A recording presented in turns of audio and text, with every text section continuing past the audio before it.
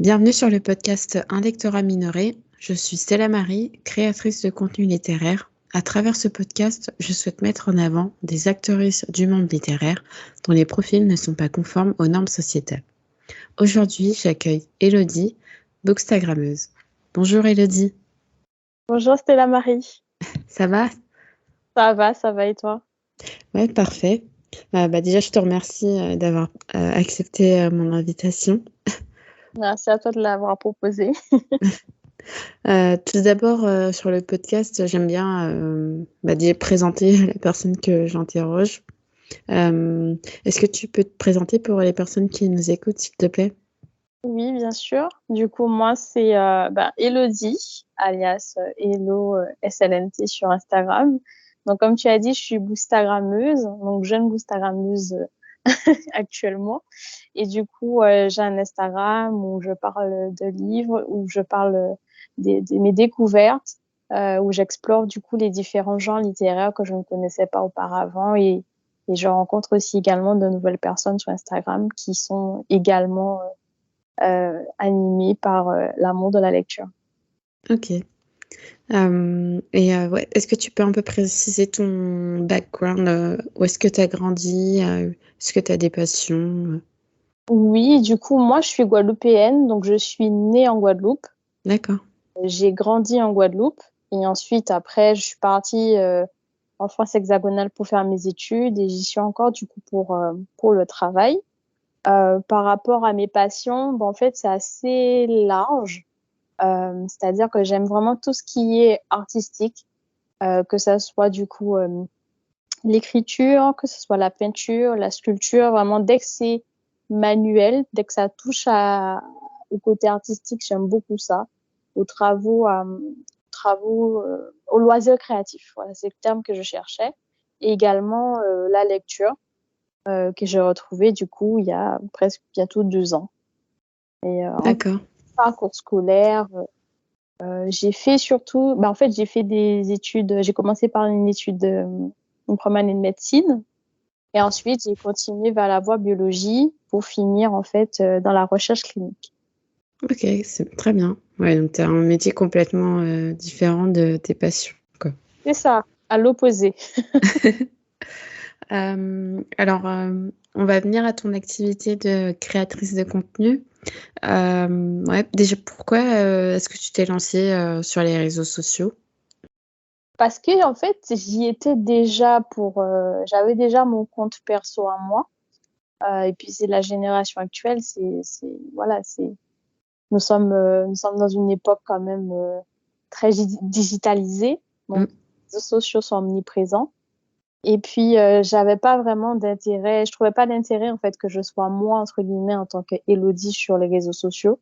J'estimais que j'avais rien à montrer, j'avais rien à dire. Mm. Et du coup, le principe même d'avoir un compte où je me montre à la plage, à voyager, ça ne me correspondait pas. Donc, du coup, j'étais déjà sur les réseaux sociaux, mais j'ai lancé un peu le compte Bookstagram parce que du coup, là, j'avais un sujet, je savais de quoi je voulais parler, je savais pourquoi je voulais le présent et je savais pour quel réseau je voulais faire puisque un réseau social, c'est pour interagir avec des gens. Mm.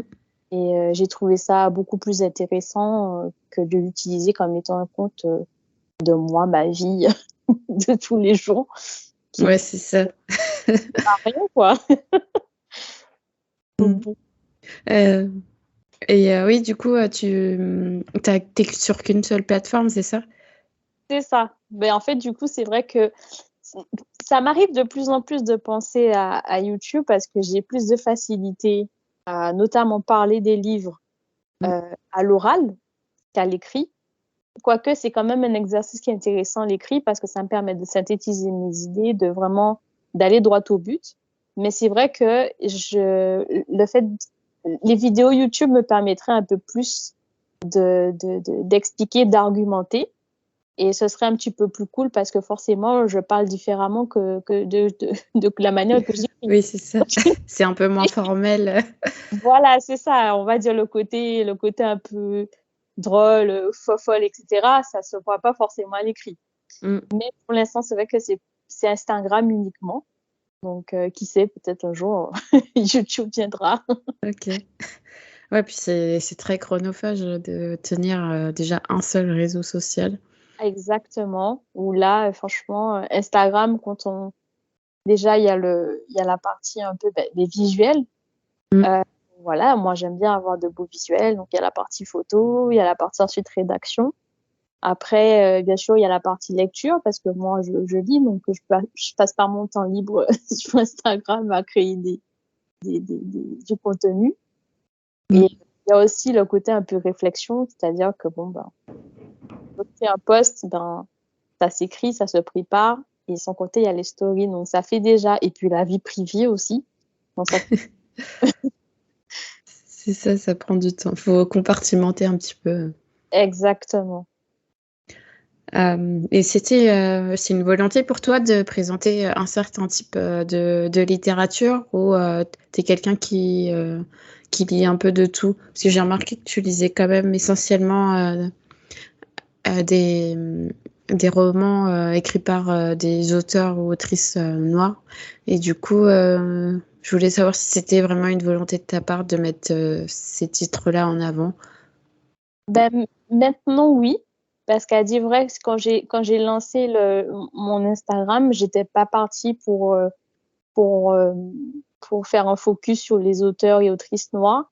Mais j'ai très rapidement, je sais pas, j'ai très rapidement compris que c'est ces livres-là qui m'intéressaient le plus. Mm. Euh, Pas un genre précis. J'essaie quand même de varier puisque bon, il y a quand même des livres il n'y a pas que le roman, il n'y a pas que la fantaisie, il y a les essais, il y a les romans historiques, donc il y a pas mal de genres qui sont intéressants. Mm. Euh, mais j'avais également un peu besoin, quand j'ai repris la lecture, d'en savoir un peu plus sur ma culture, étant guadeloupéenne, et aussi savoir un peu, connaître un peu plus d'auteurs noirs. Parce que j'ai remarqué que on pourrait me demander dans la rue de citer un ou deux auteurs d'emblée, ben, ils seront systématiquement blancs. Mm. Je me suis dit, c'est vrai que si on me posait la question, quel auteur ou autrice noire en fait je connais, la seule qui me venait, c'était Maryse Condé. Je me suis dit, mais non, c'est pas possible. Donc en fait, j'ai commencé à lire du coup une première autrice noire. Ensuite, j'ai remarqué que à chaque fois que je flashais, en tout cas quasiment, à chaque fois que je flashais sur un livre, c'était un auteur ou surtout une autrice noire. Et puis, il y a le fait aussi d'avoir des personnages noirs, d'avoir aussi des environnements qui se rapprochent des Antilles ou de l'Afrique. Ça change un. Ça Mm. change. Je m'identifiais un peu plus dans l'imaginaire, en fait, à ce qui était écrit, ce qui était raconté, et j'ai trouvé ça très plaisant. Et puis, la force des choses a fait que j'ai continué. C'est pas plus mal, en fait. Oui, voilà, c'est ça. Tu te Ouais. reconnais un peu plus et puis t'as plus cette appréciation du récit, quoi. Enfin, Voilà. j'ai remarqué que, enfin, maintenant, je fais un peu plus attention à ce que je lis et du coup, bah, j'apprécie et j'aime de mieux en mieux bah, les récits que je choisis. Mm. Donc, Et ouais. donner de la visibilité aux auteurs parce que Mm. il y a eu aussi le fait que quand j'ai repris la lecture, je suis allée dans une librairie qui est tenue par une Guadeloupéenne. Et en fait, elle a beaucoup de livres. C'est une librairie afro-caribéenne. Du coup, elle a beaucoup, beaucoup, beaucoup de livres sur les différentes cultures, de différents auteurs, d'ailleurs, de nulle part et d'ailleurs. En fait, vraiment, c'est de partout. Ah, Et, d'accord. Mais c'est et pas la première sur Paris? Tu oui, parles de celle qui a ouvert à Paris. ouais, Ok. voilà. Calypso. Et du coup, forcément, là, j'avais une très forte probabilité de lire en fait un auteur ou une autrice noire. Et vu que j'y retournais souvent, ben, ça fait que j'ai acheté beaucoup de livres en fait Mm. là-bas d'auteurs et d'autrices noires avec des personnages noirs. Et puis, il fallait, comme je disais, donner de la visibilité aux auteurs parce que moi qui aime beaucoup aller à la Fnac ou Cultura, eh ben, en fait, les auteurs noirs, on les voit pas. Ouais, ça, faut fouiller. Voilà. Enfin, en fait, quand tu vas enfin, faut déjà savoir ce que tu cherches, quoi. Tu vas pas tomber dessus comme ça par Et hasard, parce qu'ils seront pas forcément mis en avant. c'est ce qui est triste, justement, parce qu'en fait, pour moi, en tout cas, moi, c'est comme ça que je fais. Si je cherche un livre, en tout cas, je vais à la Fnac, comme ça que je faisais avant, c'est que je l'ai vu, par exemple, dans la rue, ou j'en ai entendu parler à la télé, mais c'est que c'est déjà un auteur qui est déjà très, très connu. On va entendre parler de Musso, on va entendre parler de tout un tas d'auteurs comme cela. Mais si par exemple, on a envie juste de lire un livre, de découvrir, eh ben, en fait, un auteur ou une autrice noire n'aura pas sa chance, en fait, à la Fnac ou à Cultura. Je prends un exemple. Maryse Condé, faut vraiment, mais elle est même pas classée dans roman français, dans littérature française. Ah oui? Ouais, non, elle n'est pas classée en littérature française. On parle de Maryse Condé, là, quand même. Donc, c'est compliqué. Et puis voilà, je me suis dit non, entre guillemets, je vais aller à contresens. Et j'ai voulu chercher des auteurs et autrices françaises, surtout des autrices françaises. Et puis le hasard a fait qu'à chaque fois que je regardais en fait un résumé qui me plaisait, ben tiens, c'était une autrice française. Beaucoup de traductions.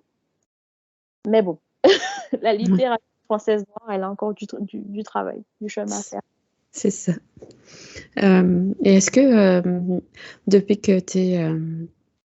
tu publies des chroniques sur les réseaux, tu as pu faire des rencontres réelles ou même échanger avec des gens Oui, ben du coup déjà il y a vraiment toutes les bookstagrammeuses. Franchement ça a été déjà c'est grâce à elles que j'ai pu entre guillemets prendre confiance sur mon compte à moi, parce qu'il y a des petits comptes comme il y a de très gros comptes. J'ai pu discuter bien sûr avec elles en message privé, interagir via les stories ou les commentaires, et c'est grâce à elles aussi que j'ai pu un peu sortir dans ma zone de confort qui à la base était le thriller. D'accord. Donc voilà, moi c'était très thriller, je jurais que par le thriller, et maintenant je vais vers des essais, je vais vers des BD, je vais vers de la fantasy, la science-fiction, prochaine étape de la dystopie. Ah oui, c'est ça, il y a tous les genres. Ouais, voilà, parce que du coup, ben, c'est une communauté qui est très bienveillante et qui parle très bien des livres et qui donne envie de lire, quoi. Et puis après, effectivement, j'ai aussi j'ai été à des rencontres littéraires où j'ai pu rencontrer des auteurs. Et du coup, alors c'était soit des auteurs que je connaissais pas du tout, soit c'était des auteurs que j'avais déjà rencontrés. Par exemple, du moins que j'avais déjà lu, pardon.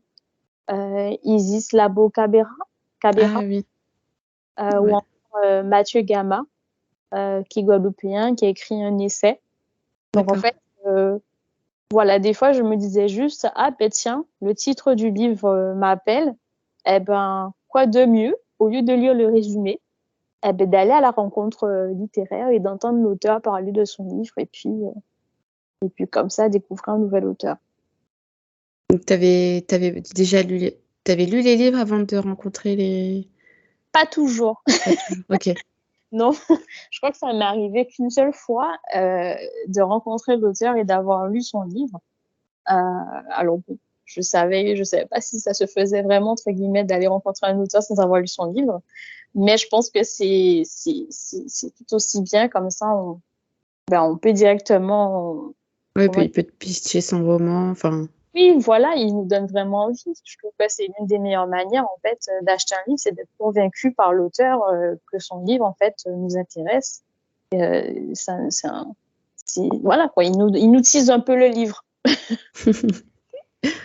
Tu disais en début d'interview que tu as commencé à t'intéresser à la lecture depuis 2 ans.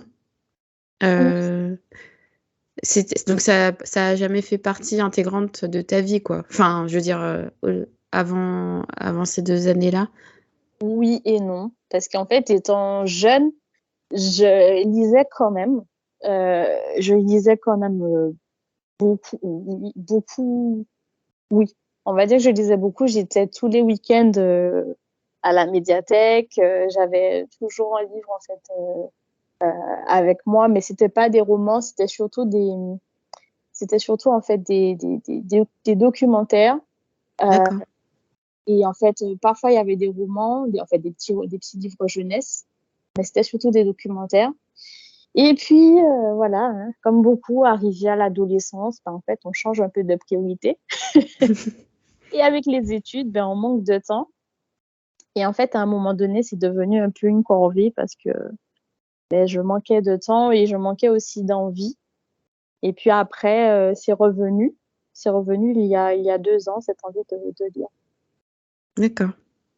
Ouais, donc c'était, comment dire, ouais, c'était pas ta priorité pendant tes études, quoi.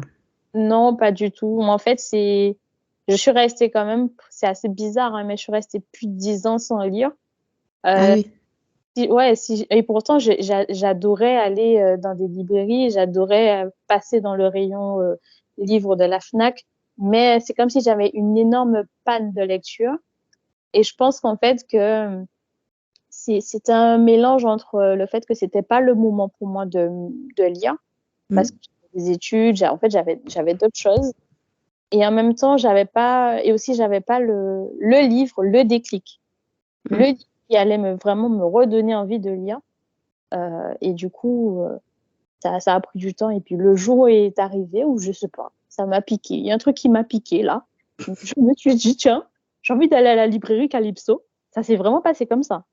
J'ai envie d'aller à la librairie Calypso et j'y suis allée tout bêtement. Et j'ai expliqué à Agnès, qui est la libraire, ben, que je voulais lire un livre, mais que je ne savais pas quoi. Qu'est-ce qu'elle pouvait me conseiller? Et elle m'a conseillé du coup la BD Pays en nous de Jessica Oublié, que j'ai adoré. Et ensuite, elle était tellement de bons conseils à me vendre bien les livres, à me parler bien des livres et tout, qu'à chaque fois j'y revenais. Et je revenais une fois par semaine en moyenne pour acheter un nouveau livre parce que j'avais fini le précédent très rapidement. Ah oui, Depuis, d'accord. j'enchaîne les livres. Et Voilà. donc, tu es la cliente régulière de cette Voilà. librairie. Mais là, ça s'est un petit peu calmé parce que justement, je diversifie un peu les livres.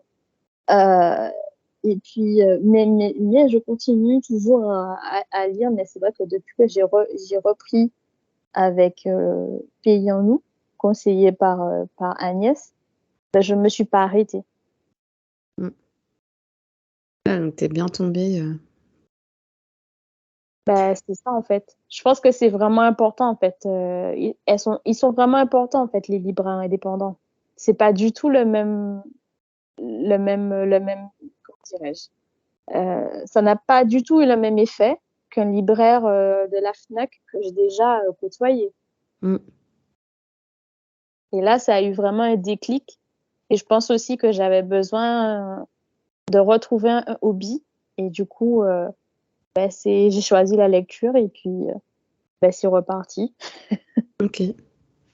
Ouais, donc, c'est en fait quand tu as commencé, enfin, quand tu as repris la lecture, t'avais déjà ciblé, on va dire, le type d'ouvrage que tu souhaitais lire Ben, ou c'est pour ça que j'étais bloquée parce que j'avais envie de lire, mais je connaissais que le genre thriller, mm, polar thriller.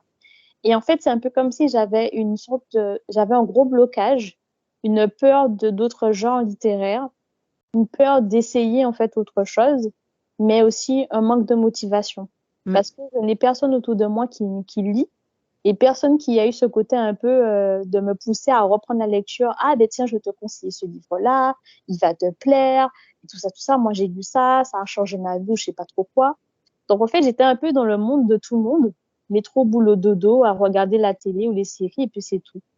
Et quand Ouais, j'ai eu cette envie, non, mais tu rigoles, mais c'est vrai. ouais, ouais, ouais. Quand j'ai eu cette envie, je me suis dit, j'avais découvert quelques mois avant la librairie Calypso. J'ai Mm. kiffé la librairie.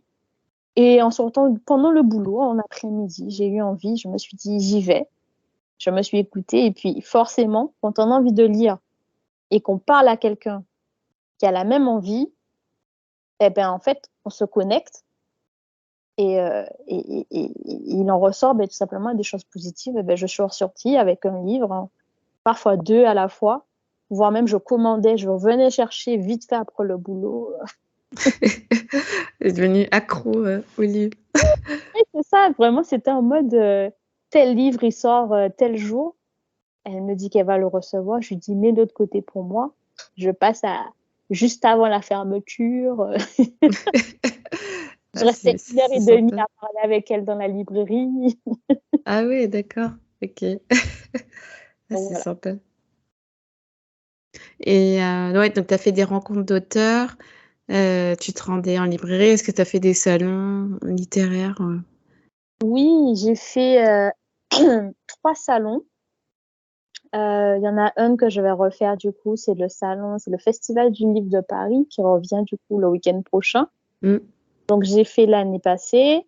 J'ai également fait le salon de Montreuil. C'était du livre jeunesse, si je me souviens. Ah oui, j'y suis allée aussi. Et j'ai fait également le salon afro-caribéen. Je sais plus si c'est comme ça. Ah, bah, à Cliché. Voilà, c'est ça. Ok. De mémoire, c'est les 3 salons que j'ai fait autour du livre. Même chose, voilà, ça faisait des années que j'avais pas fait un salon parce que du coup, je me rappelle quand j'étais petite, je devais être au primaire. J'avais fait 1 ou 2 fois le salon du livre en Guadeloupe, qui était au Mm. Centre des Arts, salon qui ne se fait plus, hein, je crois, hein, depuis pas mal d'années. Et quand j'ai fait mon premier salon, qui était le Festival du Livre l'année dernière, j'ai retrouvé les mêmes sensations. Le côté un peu où on lâche en fait un enfant dans une salle de jeu pleine de balles. Genre, j'avais envie de toucher à tout, j'avais envie d'acheter tout. Je suis sortie avec 100 € de livres, alors que Ah c'est oui. pas mal ça, hein, pour certaines personnes. Mais quelqu'un qui n'a pas lu un livre pendant 10 ans, Ouais, achète tu rattrapes. 100 € de livres, mais je me suis dit, mais vous retirez mon account bancaire en fait.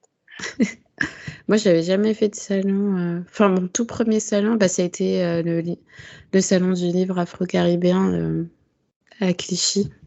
Ouais, Mm. Et ouais, ça s'est super bien passé. Bah, je sais pas si. Moi, je m'y suis rendue le dimanche, je crois. ouais. Et du coup, il y avait la conférence sur la divinité.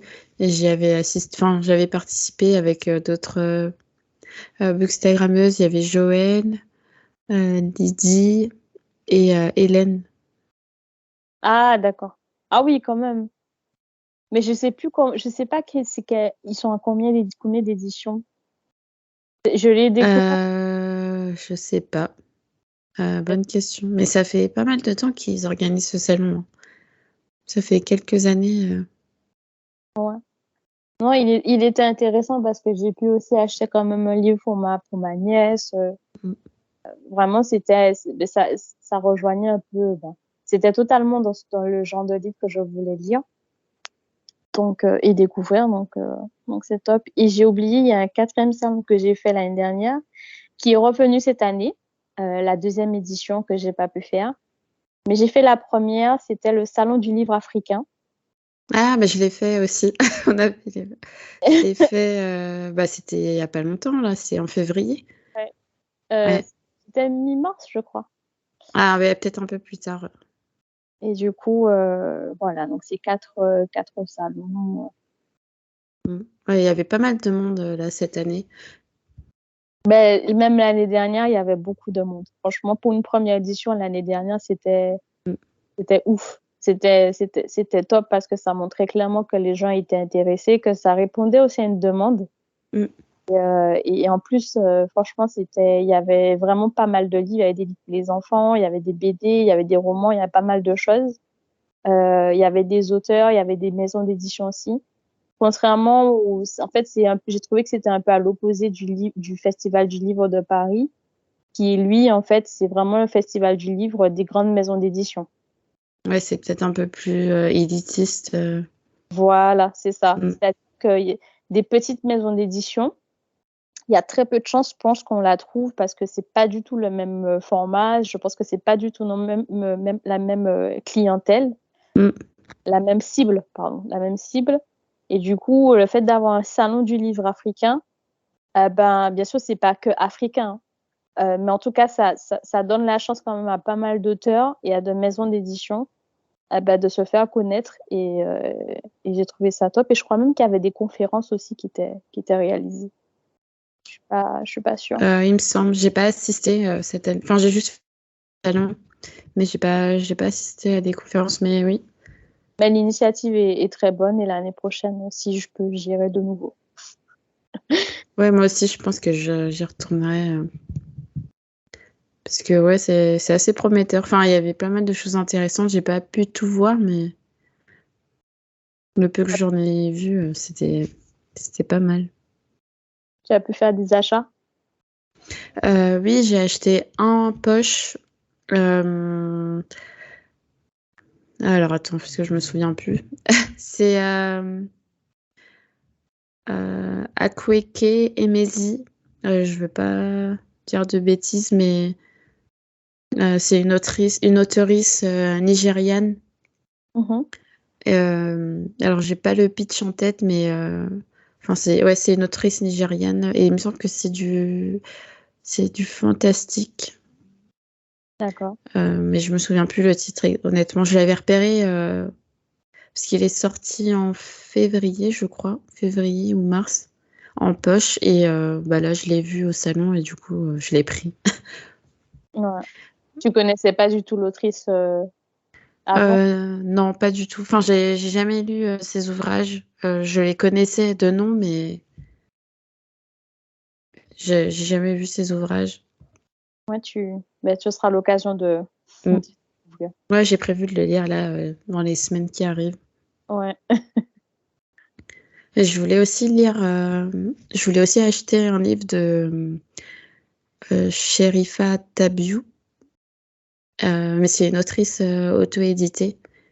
Et mais il restait plus d'exemplaires quand j'y suis allée, donc tant pis. C'est parti vite. C'est parti vite. Ah ouais. Après, ouais, je sais pas s'il y en avait beaucoup ou pas, mais ouais, il y en avait plus. Euh, Est-ce que tu as une lecture marquante que tu as eue ces derniers temps? C'est com- alors marquante.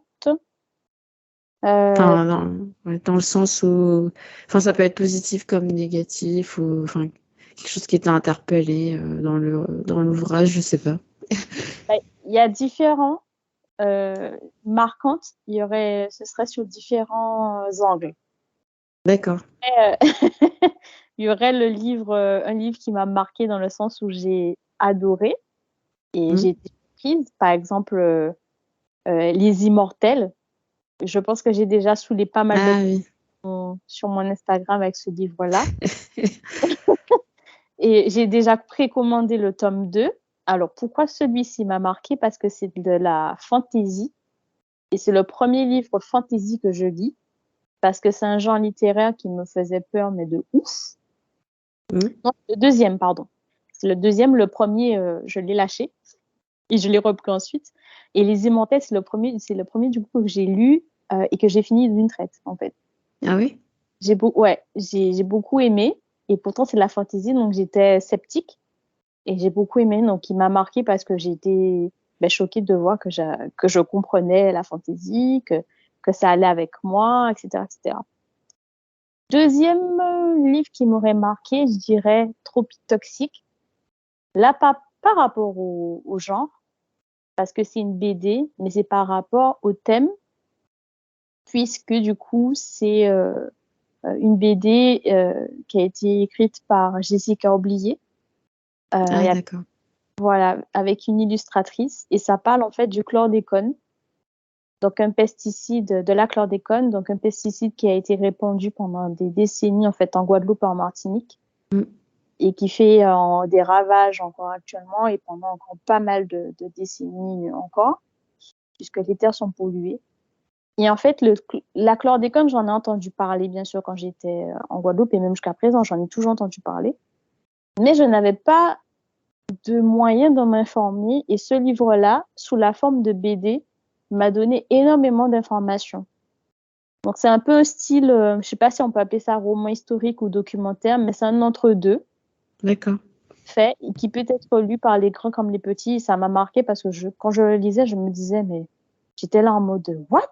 Non, mais ils sont sérieux? Ils ont fait ça? J'étais choquée. Là, c'est instructif. C'est ça, c'est instructif et Et Pays en nous, qui est sa deuxième BD dans le même style sur le Bimidum également. Donc, c'est 2 sujets qui me concernent directement. Et j'ai trouvé très, très bien, très, très bien choisi ce format-là parce ça rend accessible en fait cette information. Et ce n'est pas gnangnan.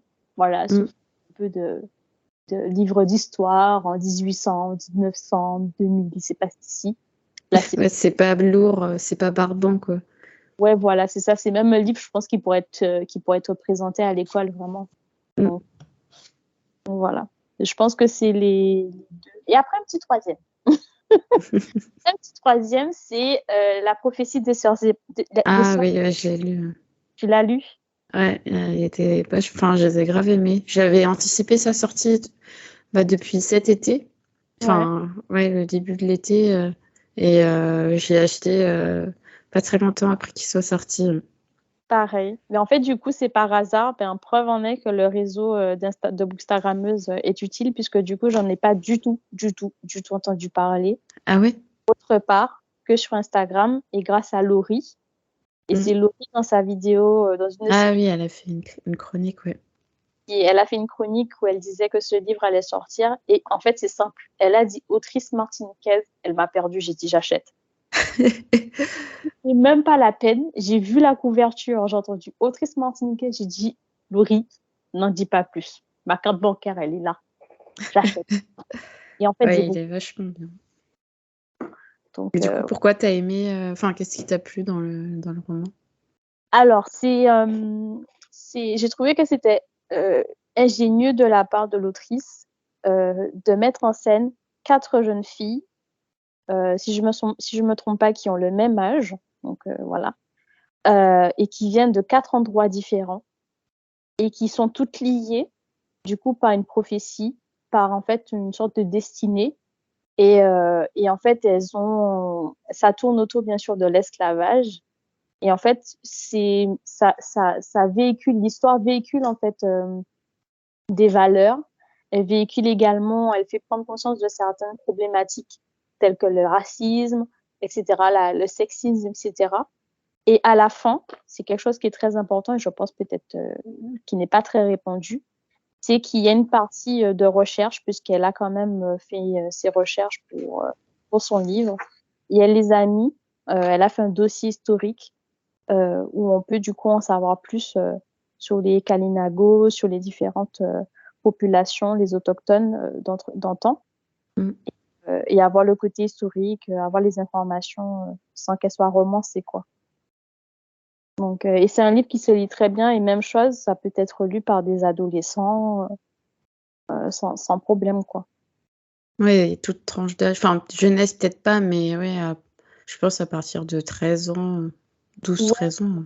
Ouais, voilà, c'est ça. Parce que c'est quand même un livre qui fait plus de Qui est 300. dur, ouais. Et ouais, déjà, il est long et en plus... Voilà. Un enfant, ça va être un peu lourd. Peut-être le sujet aussi sera lourd parce que peut-être que l'enfant ne va pas comprendre un peu le sujet.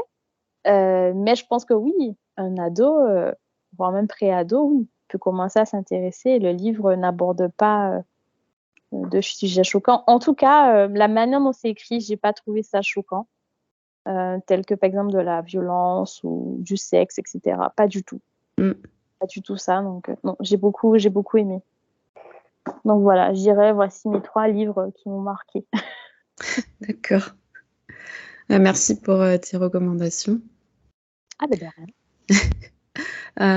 On va arriver à la fin du podcast. Est-ce que tu as des questions à me poser ou des points que tu voudrais aborder Oui, du coup, je voudrais en fait, déjà, je voudrais te féliciter pour ton compte.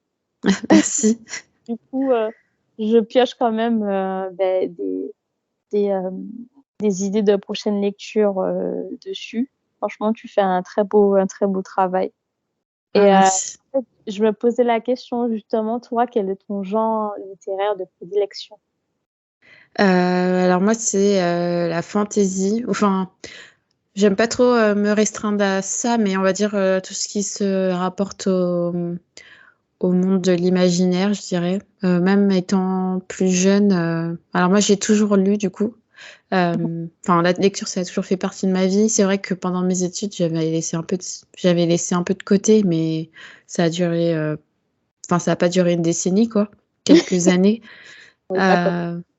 Euh, Et oui, du coup, j'ai commencé par lire des dystopies. Ça a été beaucoup de dystopies, avec tous les classiques, entre guillemets, que, que les gens de ma génération ont connus, comme Hunger Games. Il y avait quoi d'autre? Divergent. Bon, je lirais peut-être pas ça aujourd'hui, mais c'est par quoi j'ai commencé, on va dire. Mhm. Et quand j'ai commencé mon compte, ouais, j'ai repris. Enfin, mes lectures, elles ont toujours été centrées sur la fantasy. Après, ça m'arrive aussi de lire quelquefois du contemporain ou de la fiction historique. Mhm. Euh, mais ouais, on va dire que mon genre de prédilection, c'est l'imaginaire. Est-ce qu'il y a un genre qui te fait peur ou qui t'attire pas du tout? Euh, La poésie ou je sais pas. C'est vrai que, enfin, je dirais pas que c'est pas parce que ça m'attire pas, c'est juste que j'y ai pas été confrontée, on va dire, et le peu de souvenirs que j'en ai, bah, c'est pas des bons souvenirs.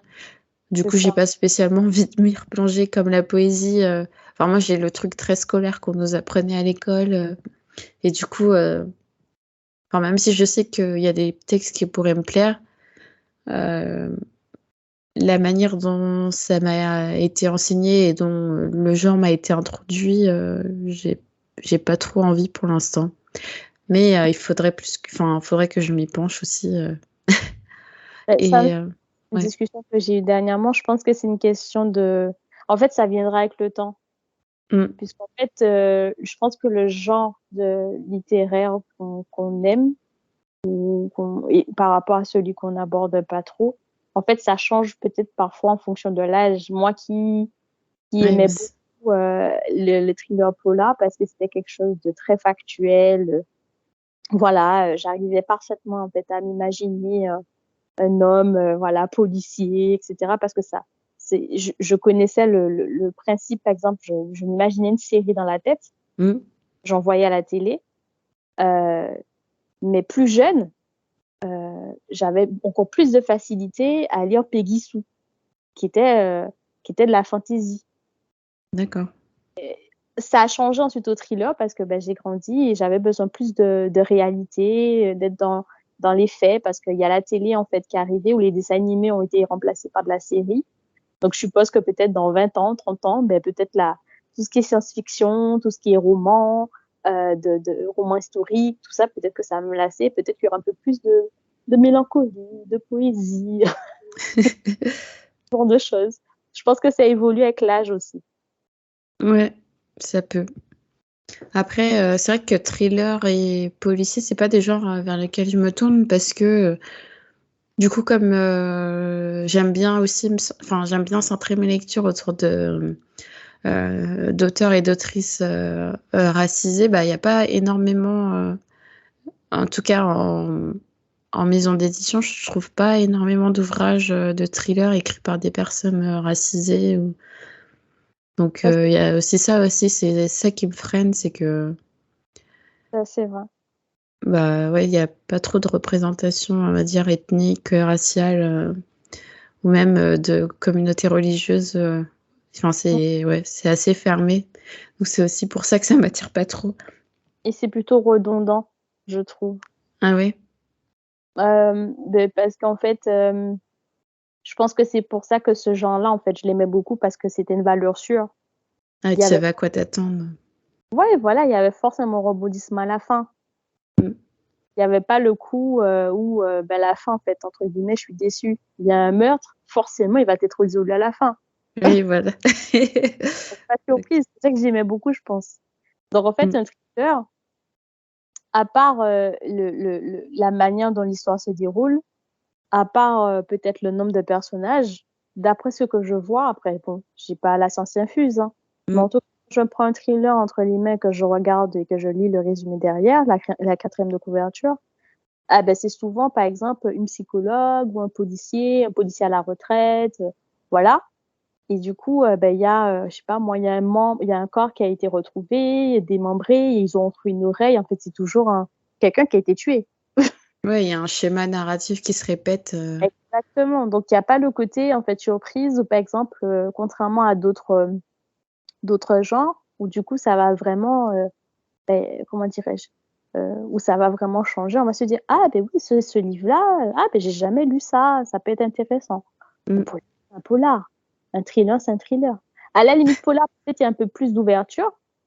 Voilà, peut-être il y aura une affaire de disparition, ce genre de choses. Mm. Un thriller, c'est gore.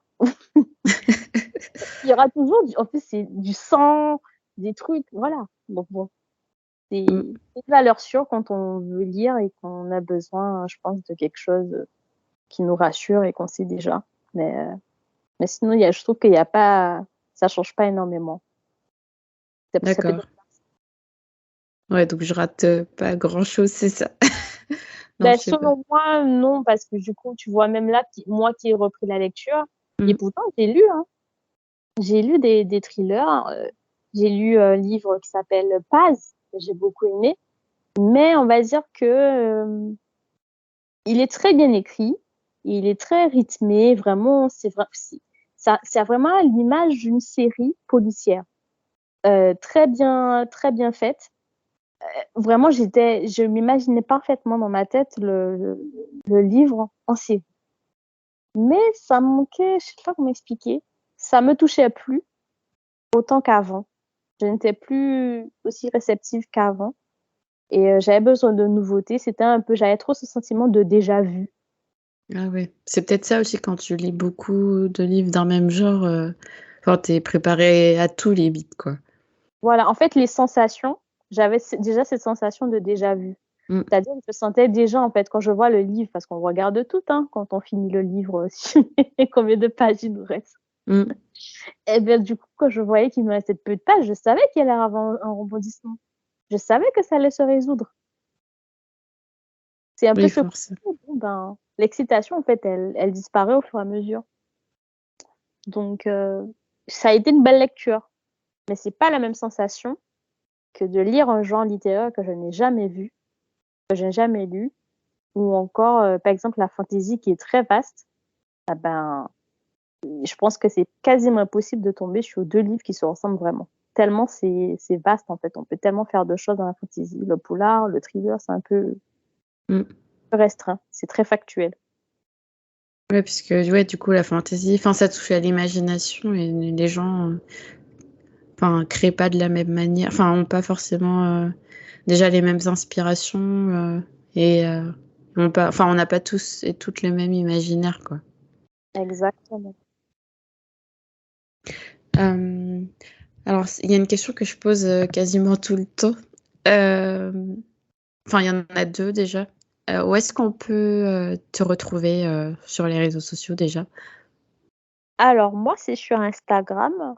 J'ai mon compte qui est Hello SLNT. Donc Hello, hein, pour Elodie, hein, SLNT. Donc je suis uniquement sur Instagram. D'accord. Et deuxième question, quel invité verrais-tu sur ce podcast? Est-ce que tu as une idée, toutes plateformes confondues, hein, même si ça peut être YouTube, TikTok, si tu as TikTok, Ouais. Instagram. Ce serait bookstagrammeuse ou auteur, autrice. Oui, voilà, ça peut être aussi des professionnels du livre. Ouais. Euh, alors, je pense peut-être à deux types de personnes. La première, ce serait Jessica Oblier. D'accord. Bah, je l'ai ratée. Elle était passée il y a quelque temps de ça à Paris avec les overbookés et j'étais pas au courant, donc je l'ai ratée. Ok. Ce serait peut-être pour en savoir plus, un peu. En plus, elle est en train de travailler sur un prochain livre, donc en savoir plus, sachant Mm. qu'on ces deux premiers. Et après, je pense peut-être inviter quelqu'un qui travaille dans une maison d'édition et parler justement de la visibilité, comme on dit, hein, un terme vague, hein, la diversité dans la littérature, que ce soit en termes d'auteurs, autrices, que ce soit en termes de personnages, puisque là, on est en plein Ramadan. Donc, effectivement, là, la beauté de l'algorithme avec la communauté de bookstagrammeuses fait que je découvre maintenant des livres écrits par des auteurs et autrices musulmanes, musulmans, et du coup, c'est intéressant. Donc, peut-être inviter quelqu'un qui travaille dans une maison d'édition pour connaître un peu les coulisses. Oui, je l'avais fait. Enfin, ouais, il y avait Delphine qui était. Alors, peut-être que tu sais pas qui c'est, mais c'était l'ancienne directrice de la collection Young Novel. Non. Je sais pas si tu connais cette collection-là de chez Akata. C'est quoi la collection? Ça s'appelle la collection Young Novel. En fait, c'est un label qui appartient à Akata. Non. Non, ça Young. te dit rien. Non. Non, ça me dit rien. Bah, du coup, j'avais interrogé, enfin, elle travaille plus là-bas maintenant, mais on avait pas mal échangé du coup sur sa place dans l'édition. Il y aura également, bah, au moment où on tourne le podcast, l'épisode sera passé, mais enfin, non, au moment où je vais publier l'épisode, euh, le, l'invité sera déjà passé, mais la semaine prochaine, du coup, il y aura Sarah Ghellam. C'est enfin, elle prépare un doctorat sur la représentation en littérature jeunesse de personnages non blancs. Et elle est aussi, et elle travaille aussi chez On ne compte pas pour du beurre. Je sais pas si c'est une maison d'édition slash association, je connais pas exactement leur statut, mais ils publient des ouvrages graphiques avec des personnages non blancs et ou queer, je crois. Et du coup, bon, tu verras l'interview si tu as l'occasion. Et qui est-ce que j'ai encore interviewé dans l'édition? Je crois que c'est ces deux-là. Ouais, c'est les deux là qui me reviennent en tête, mais, mais oui, à voir. Déjà, très bien. Bah écoute, je te remercie déjà de m'avoir recommandé l'autrice Jessica Oublié. Si ce sera possible, mais ouais, franchement, c'est elle qui me vient parce que sinon, c'était. Alors, celle qui a écrit Les Immortels, pas vraiment d'intérêt. Isis Labocavera, j'ai déjà rencontré. Mais c'est vrai que Jessica Oublié, je pense que j'aurais tellement de questions à lui poser. Peut-être que si tu es là, peut-être que tu vas les poser à ma place. Ou... J'allais te dire, bah écoute, tu peux faire l'interview et tout, même du coup. T'as l'air plus renseigné que moi. Ouais, non, mais après, c'est vrai que ces deux livres, je me suis dit que j'allais les relire. J'en parlais beaucoup.